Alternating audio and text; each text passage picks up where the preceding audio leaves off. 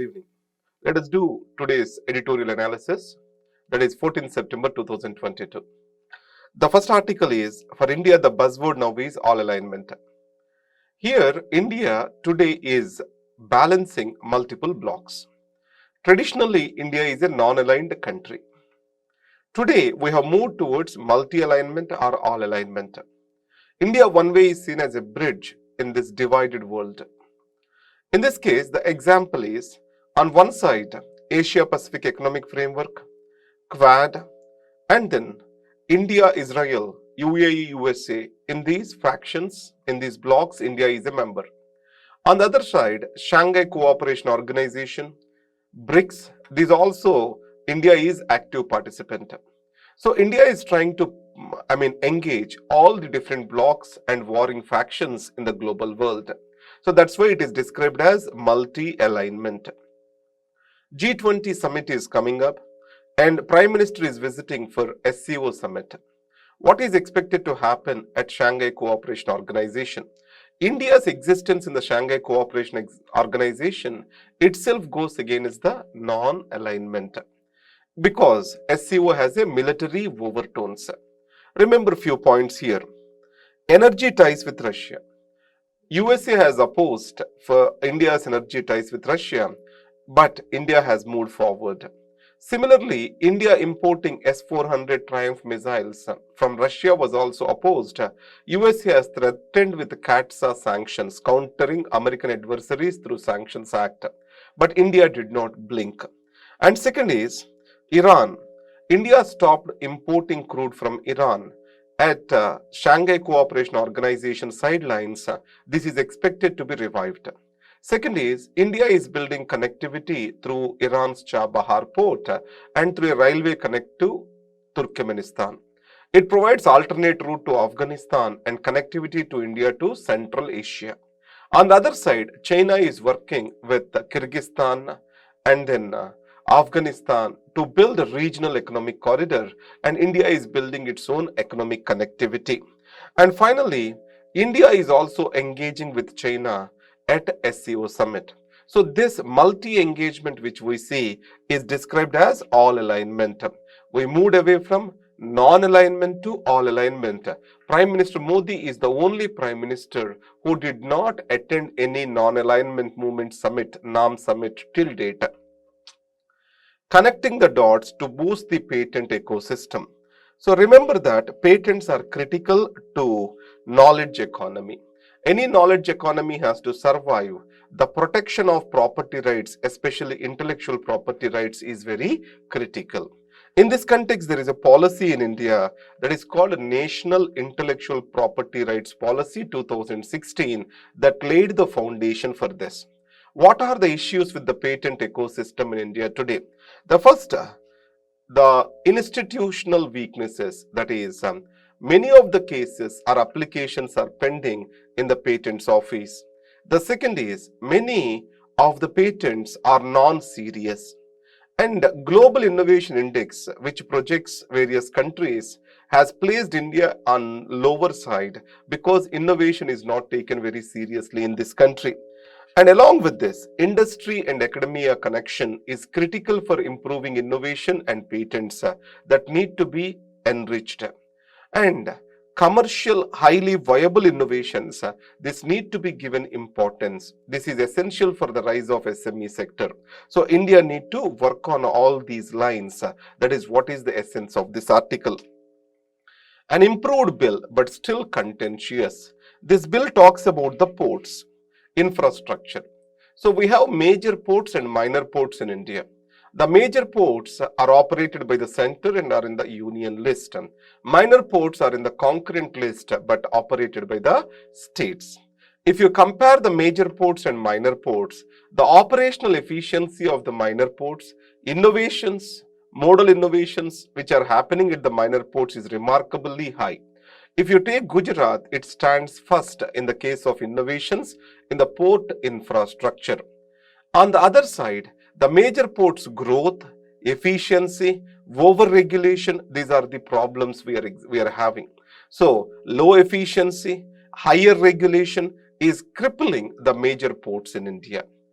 Across the world, if you observe, either it is in the case of USA, Germany, most of the ports, these are managed by the local governments and the private sector.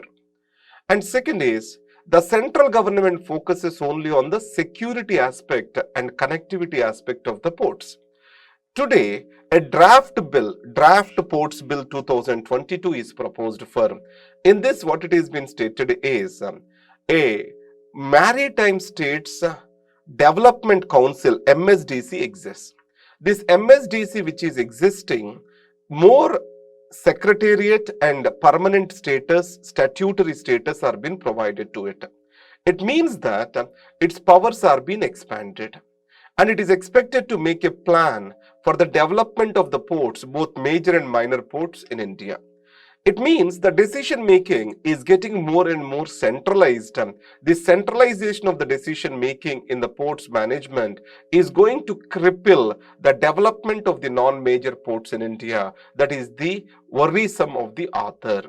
So, the ports can be developed through a decentralized, deregulated PPP model. On the other hand, any kind of centralization will affect the port development in the country. An opportunity for India Inc.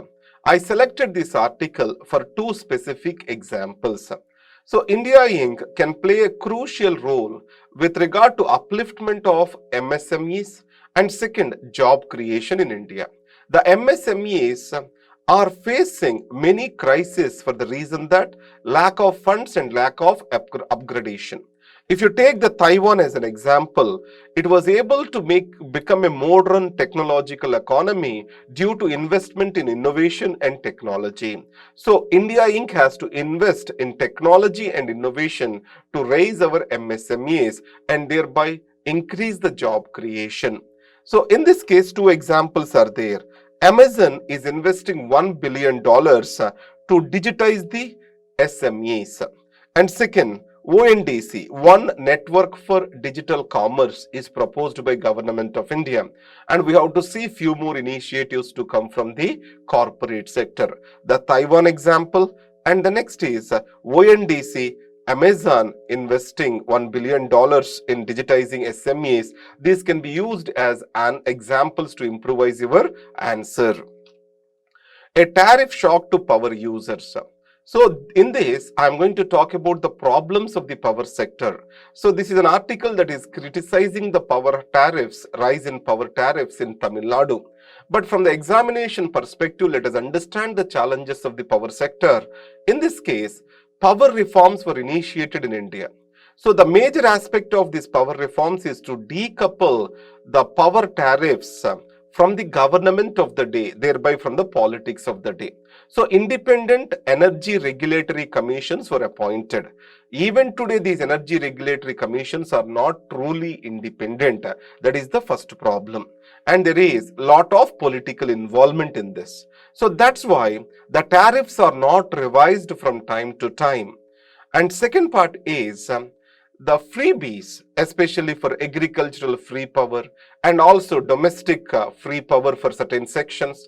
These are all creating huge subsidy burden on the government and also on the corporations. But the government is not paying that in time to the corporations. So that's why huge accumulated government debts to these distribution corporations and thereby to generation corporations and making them susceptible. And second is efficiency is very poor. Operational and maintenance efficiency of this need to be improved. So if you can do this, then power sector can be changed. Remember one point here, one example over here. Prime Minister of India has announced for Give It Up campaign with regard to the gas subsidy. Similarly, states also can appeal to the people with regard to give it up subsidy on the electricity to sustain this particular sector. So that give it up campaign on voluntary basis, this can be a good solution. And the second is, Tamil Nadu has revised the tariffs and also connected the tariffs to the inflation. That means based on the inflation, consumer price index, they are expected to be revised, which is a kind of innovation. This need to be remembered to have +1 advantage in the exam. Thank you very much. With this, I will close. Remember, what are the +1 advantages we have discussed today? First is the tariff linked to inflation in Tamil Nadu. And second, Taiwan, how modernization of economy through technology and innovation can happen. And then centralization, how it can lead to inefficiency. And also we have discussed the Germany and then USA as example where decentralization led to port efficiency and operational, discretion or operational betterment. So these examples you can use towards +1 improvement in your answer. Thank you very much.